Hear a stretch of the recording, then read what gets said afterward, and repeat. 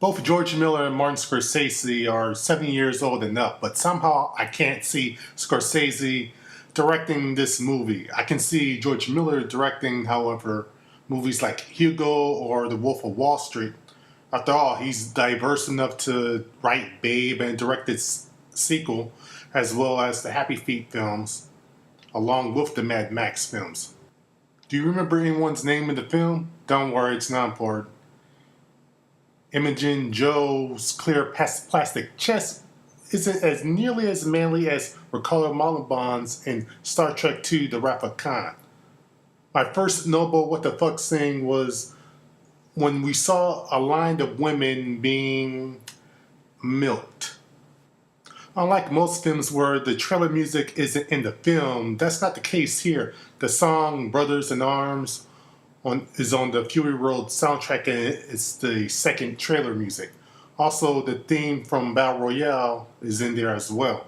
Even though the Battle Royale theme is there probably because Brothers in Arms kept being replayed constantly. Heck, Brothers in Arms was played so much that I started to think that it started to sound like a mad, insane punk rock version of Flight of the Bumblebee. I remember a movie reviewer knowing how there are very few people of color in the film. As a black person, I'm okay with it in this instance because I never want to live in a world like this. Watch it, yes. Live it, no. The first 5 minutes of the film probably cost more than what the last 3 movies cost combined. This has to be the prettiest, ugliest, dirtiest movie I've ever seen. Also, it's got to be the most expensive independent film of all time. This movie's proof that a good version of Fist of the North Star could be made. Hell, just have George Miller direct it. Imogen Joe's family is further proof that, like nuclear war, incest is very bad. Tom Hardy signed on to do 3 possible sequels, but this film doesn't end in a way that signals for a sequel. The Bride seemed to know a whole lot about ammo and guns. When did they find the time to learn that? Did George Miller possibly blow his wad in the first act by having those 2 epic scenes in the trailers? The sandstorm and Max being chased happened within the first 30 minutes. There are also a whole lot of fade to blacks in this film. And a couple times when they faded to black, I thought they were going to end the film right then and there. Dear George Lucas and Steven Spielberg, this is how you incorporate CGI with practical effects. Use the CGI in service of the story along with the practical effects, not in place of them.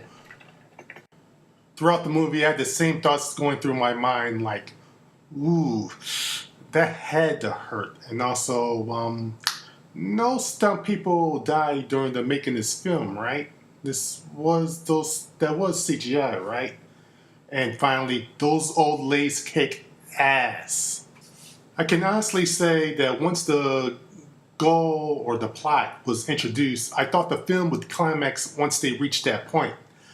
I was wrong. I did not see the set for the final act coming. It took me a while to realize that Furiosa didn't have a left arm. Well, most of one. Also, in the case of Furiosa's appendage, that was the only time that I was able to see past the CGI. Even though when she didn't have the appendage and the only CGI'd part of her arm off, that looked good. Also, as with Guardians of the Galaxy, when I first saw this film, I thought it was okay. I thought it was pretty fun, but as I kept thinking about it, I kept liking this film more and more. Also, maybe I should have seen this film in IMAX 3D instead of Real D 3D. The 3D was good, but I guess I just had some unreal expectations for the 3D. Also, when you're done seeing the movie, do you have to drop the 3D glasses back into the box? Just asking. If you're a Mad Max fan, see this film. If you like Fist of the North Star, see this film. If you like an intense, dirty action film or a post-apocalyptic film, see this film. If you don't like any of those things and you're looking for a strong narrative or deep characters, do not see this film. You won't like it. It will only be a waste of your time. That's it. Please see this film. I was only one of 5 people in the theater, even though it was 10:30 in the morning on a Friday. And it looks like that Pitch Perfect 2 is going to destroy Mad Max Fury Road at the box office this weekend. So please see this film. It's really that good. And until next time, goodbye.